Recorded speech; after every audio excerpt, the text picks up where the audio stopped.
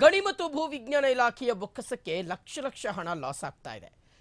Royalty ಕಟ್ಟಿ ಸೀಲನ್ನ ಪಡೆಯದೆ ನೂರಾರು ಟಿಪ್ಪರ್ ಲಾರಿಗಳು ಓಡಾಡ್ತಾ ಇವೆ. ಅಧಿಕಾರಿಗಳ ಗಮನಕ್ಕೆ ಬಂದರೂ ಸಹ ಯಾವುದೇ ಕ್ರಮವನ್ನ ಇಲ್ಲಿಯವರೆಗೆ ತೆಗೆದುಕೊಂಡಿಲ್ಲ. ತನಿಖಾ ಠಾಣೆ ಇದ್ರೂ ಸಹ ಟಿಪ್ಪರ್ ಮಾಲೀಕರು ಡೋಂಟ್ ಕೇರ್ ಅಂತ ಹೇಳ್ತಾ ಇದ್ದಾರೆ. ಗಣಿ ಮತ್ತು ಭೂ ವಿಜ್ಞಾನ ಇಲಾಖೆಯ ಬೊಕ್ಕಸಕ್ಕೆ ಲಕ್ಷ ಹಣ ಲಾಸ್ ಆಗಿರುವಂಥದ್ದು. ರಾಯಲ್ಟಿ ಕಟ್ಟಿ ಸೀಲ್ ಪಡೆಯದೆ ನೂರಾರು ಟಿಪ್ಪರ್ ಲಾರಿಗಳು ಓಡಾಡ್ತಾ ಇದ್ದಾವೆ. ಅಧಿಕಾರಿಗಳ ಗಮನಕ್ಕೆ ಬಂದರೂ ಸಹ ಯಾವುದೇ ಕ್ರಮವನ್ನ ಇಲ್ಲಿಯವರೆಗೆ ತೆಗೆದುಕೊಂಡಿಲ್ಲ. ತನಿಖಾ ಠಾಣೆ ಇದ್ರೂ ಸಹ ಟಿಪ್ಪರ್ ಮಾಲೀಕರು ಡೋಂಟ್ ಕೇರ್ ಅಂತ ರಾಜಾರೋಷವಾಗಿ ಅಕ್ರಮದಲ್ಲಿ ತೊಡಗಿದ್ದಾರೆ. ಪ್ರತಿನಿತ್ಯ ರಾಯಲ್ಟಿ ಕಟ್ಟದೆ ನೂರಾರು ಟಿಪ್ಪರ್ ಲಾರಿಗಳು ಓಡಾಡ್ತಾ ಇದ್ದಾವೆ. 1 ಟನ್ಗೆ 80 ರಿಂದ 100 ರೂಪಾಯಿಯನ್ನ ಸರ್ಕಾರಕ್ಕೆ ಕಟ್ಟಬೇಕು, ಆದ್ರೆ ಅದನ್ನ ಕಟ್ತಾ ಇಲ್ಲ. 1 ಟಿಪ್ಪರ್ಗೆ 30 ರಿಂದ 35 ಟನ್ ಬರುತ್ತೆ, ಅದಕ್ಕೆ ರಾಯಲ್ಟಿಯನ್ನು ಕಟ್ಟಬೇಕು, ಆದರೆ ಅದನ್ನು ಸಹ ಪಾವತಿ ಮಾಡಲಾಗ್ತಿಲ್ಲ. ರಾಯಲ್ಟಿ ಕಟ್ಟಿ ಸೀಲನ್ನ ಪಡೆದುಕೊಳ್ಳದೆ ಟಿಪ್ಪರ್ ಲಾರಿಗಳು ಹಾಗೆ ಓಡಾಡ್ತಾ ಇರ್ತಕ್ಕಂಥದ್ದು. ಚಿಕ್ಕಬಳ್ಳಾಪುರದ ಚದಲಪುರ ಗೇಟ್ ಸಮೀಪ ಇರುವಂತಹ ಚೆಕ್ ಪೋಸ್ಟ್ ನಲ್ಲಿ ಅಧಿಕಾರಿಗಳು ನಿದ್ದೆ ಮಾಡ್ತಾ ಇದ್ದಾರೆ. ಲಕ್ಷಾಂತರ ರೂಪಾಯಿ ಹಣ ಪೋಲಾಗ್ತಾ ಇದ್ರು ಸಹ ಅಧಿಕಾರಿಗಳು ಗಾಢ ನಿದ್ದೆಗೆ ಜಾರಿದ್ದಾರೆ. ಅಧಿಕಾರಿಗಳಿಗೆ ಪ್ರತಿನಿತ್ಯ ಹಾಗಾದ್ರೆ ಲಂಚ ಹೋಗ್ತಾ ಇದೆಯಾ, ಅವರ ಜೇಬನ್ನ ತುಂಬಿಸ್ತಾ ಇದ್ದಾರಾ ಅನ್ನುವ ಪ್ರಶ್ನೆ ಸಹಜವಾಗಿ ಕಾಡ್ತಾ ಇರ್ತಕ್ಕಂಥದ್ದು. ಗಣಿ ಮತ್ತು ಭೂ ವಿಜ್ಞಾನ ಇಲಾಖೆಯ ಬೊಕ್ಕಸಕ್ಕೆ ಲಕ್ಷ ಹಣ ಲಾಸ್ ಆಗ್ತಾ ಇದೆ. ರಾಯಲ್ಟಿ ಕಟ್ಟಿ ಸೀಲನ್ನ ಪಡೆಯದೆ ನೂರಾರು ಟಿಪ್ಪರ್ ಲಾರಿಗಳು ಓಡಾಡ್ತಾ ಇರ್ತಕ್ಕಂಥದ್ದು. ಅಧಿಕಾರಿಗಳ ಗಮನದಲ್ಲಿ ಇದ್ರೂ ಸಹ ಅಧಿಕಾರಿಗಳು ಯಾವುದೇ ರೀತಿಯಂಥ ಕ್ರಮವನ್ನು ಕೈಗೊಳ್ಳದೇ ಇರ್ತಕ್ಕಂಥದ್ದು ಅಧಿಕಾರಿಗಳ ನಡೆಯ ಮೇಲೆಯೇ ಸಾಕಷ್ಟು ಅನುಮಾನವನ್ನು ಮೂಡಿಸ್ತಾ ಇದೆ. ಪ್ರತಿನಿತ್ಯ ನೂರಾರು ಟಿಪ್ಪರ್ ಲಾರಿಗಳು ಓಡಾಡ್ತಾ ಇದ್ದಾವೆ. ಅದು ಸಹ ತನಿಖಾ ಠಾಣೆಯ ಮುಂಭಾಗದಲ್ಲೇ ಈ ಒಂದು ಲಾರಿಗಳು ಓಡಾಡ್ತಾ ಇರ್ತಕ್ಕಂಥದ್ದು ಸಾಕಷ್ಟು ಅನುಮಾನಗಳನ್ನು ಮೂಡಿಸ್ತಾ ಇದೆ. 1 ಟನ್ಗೆ 80 ರಿಂದ 100 ರೂಪಾಯಿಯನ್ನು ಸರ್ಕಾರಕ್ಕೆ ಕಟ್ಟಬೇಕು. ಹಾಗೆ ನೋಡಿದರೆ 1 ಟಿಪ್ಪರ್ಗೆ 30 ರಿಂದ 35 ಟನ್ ಬರುತ್ತೆ. ಹಂಗೆ ಲೆಕ್ಕ ಹಾಕಿ 30 ರಿಂದ 35 ಇಂಟು 80 ರೂಪಾಯಿ ಎಷ್ಟು ಬಂತು ಅಂತ ನೀವೇ ಲೆಕ್ಕ ಹಾಕೊಳ್ಳಿ. ರಾಯಲ್ಟಿಯನ್ನು ಕಟ್ಟದೆ ಸೀಲನ್ನು ಪಡೆದುಕೊಳ್ಳದೆ ಏಕಾಏಕಿಯಾಗಿ ರಾಜಾರೋಷವಾಗಿ ಈ ಟಿಪ್ಪರ್ ಲಾರಿಗಳು ಓಡಾಡ್ತಾ ಇರ್ತಕ್ಕಂಥದ್ದು. ಅಧಿಕಾರಿಗಳಿಗೆ ಇದ್ರ ಬಗ್ಗೆ ಗಮನ ಇದ್ರೂ ಸಹ, ಇದ್ರ ಬಗ್ಗೆ ಮಾಹಿತಿ ಇದ್ರೂ ಸಹ ಯಾವುದೇ ಕ್ರಮವನ್ನು ಯಾಕೆ ಕೈಗೊಳ್ತಾ ಇಲ್ಲ? ಹಾಗಾದರೆ ನೀವು ಸಹ ಈ ಅಕ್ರಮ ದಂಧೆಕೋರರ ಜೊತೆಗೆ ಕೈ ಜೋಡಿಸಿದ್ದೀರಾ ಅನ್ನುವ ಅನುಮಾನ ಸಹಜವಾಗಿ ಮೂಡುವ ರೀತಿಯಂತಿದೆ.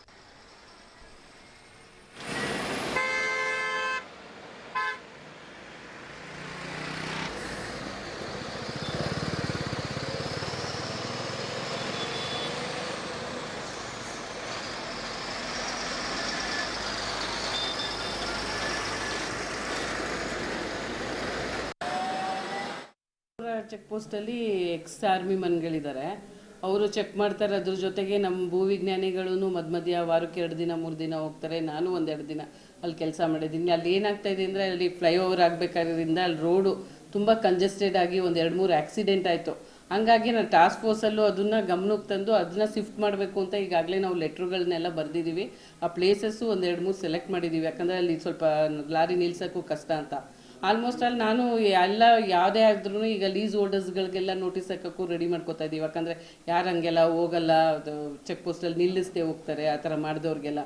ಈಗ ಓವರ್ ಟನ್ ಏಜು ಅಂತಂದರೆ ನಮ್ಮ ಡಿಪಾರ್ಟ್ಮೆಂಟಲ್ಲಿ ಹೆಂಗೆ ಅಂದರೆ, ಏನು ರಾಯಲ್ಟಿ ಅವ್ನು ಹಾಕಿರ್ತಾನೋ 3 ಟನ್ ಆಗಲಿ 35 ಟನ್ ಆಗಲಿ ಅದಕ್ಕೆ ಅಷ್ಟಕ್ಕೂ ಅವ್ನು ರಾಯಲ್ಟಿ ಕಟ್ಟಿದರೆ ನಮ್ಮ ಪ್ರಕಾರ ಪರ್ಮಿಟ್ ಇಟ್ಕೊಂಡಿದ್ರೆ ಅವ್ರನ್ನ ಬಿಡ್ಬೋದು. ಈಗ ಓವರ್ ಟನ್ನೇಜ್ದೆಲ್ಲ ಅವರು ಮೋಟಾರ್ ಕಾಯ್ದೆ ಆ್ಯಕ್ಟ್ ಪ್ರಕಾರ ಅವ್ರಿಗೆ RTO ಬರೋದ್ರಿಂದ ಅದನ್ನು ನೋಡಬೇಕಾಗುತ್ತೆ.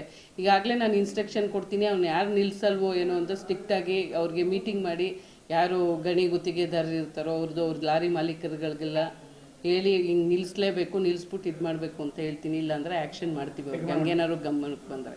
ಅಂದರೆ ಅವರು ಪರ್ಮಿಟ್ ಇರಬೇಕಲ್ಲ, ವಿತ್ ಪರ್ಮಿಟ್ ಹಾಕೊಂಡು ಹೋಗ್ಬಾರ್ಬೇಕು ಅಂತಲೇ ನಾವೆಲ್ಲರೂ.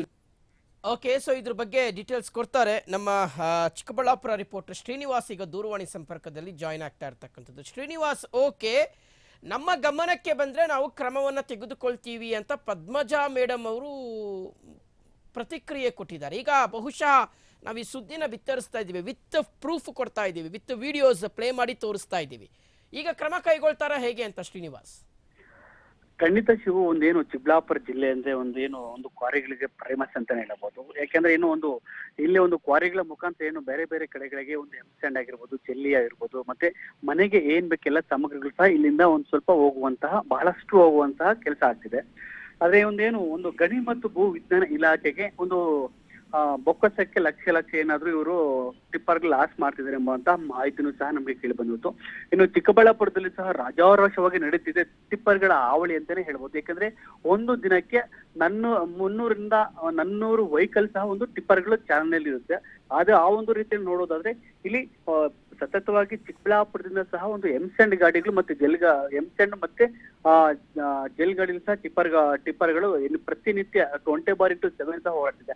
ಆದ್ರೆ ಸರ್ಕಾರಕ್ಕೆ ಅಂದ್ರೆ ಒಂದು ಕ್ರಷರ್ಗಳ ಮಾಲೀಕರು ಸಹ ಒಂದಿಷ್ಟು ಅಂತ ನಿಗದಿಪಡಿಸಿರ್ತಾರೆ. ಅಂದ್ರೆ 1 ಟನ್ನಿಗೆ 80 ರಿಂದ 100 ರೂಪಾಯಿ ಕಟ್ಟಬೇಕು ಸರ್ಕಾರಕ್ಕೆ.